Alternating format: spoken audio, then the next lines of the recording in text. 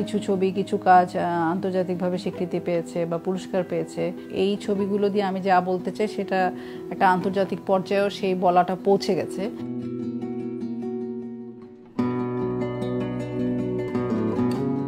Photography মাধ্যমটা আমার কাছে মনে হয় অনেক শক্তিশালী একটা মাধ্যম।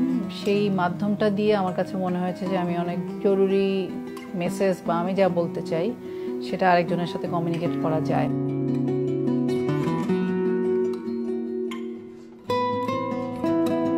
সমাজ যে মেয়েদেরকে আলাদা চোখে দেখে, মেয়েরা এটা পারবে না, এত ঝুঁকি নিতে পারবে না, এই ভাবনাগুলো তো আছে। এগুলো আমাদের প্রতি মুহূর্তেই মোকাবেলা করতে হয়। মানে আমার যোগ্যতা দিয়ে আমি যে সুযোগ পেয়েছি সেটাকেও বলা হয়েছে আমি মেয়ে বলে সুযোগ পেয়েছি।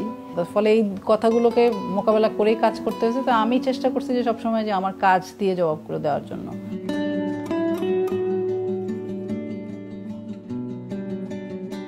আমার কাছে মনে হচ্ছে এই ছবিগুলো যদি ন্যূনতম মাত্রায়ও শ্রমিকদের জীবন পরিবর্তন বা আমাদের দেশের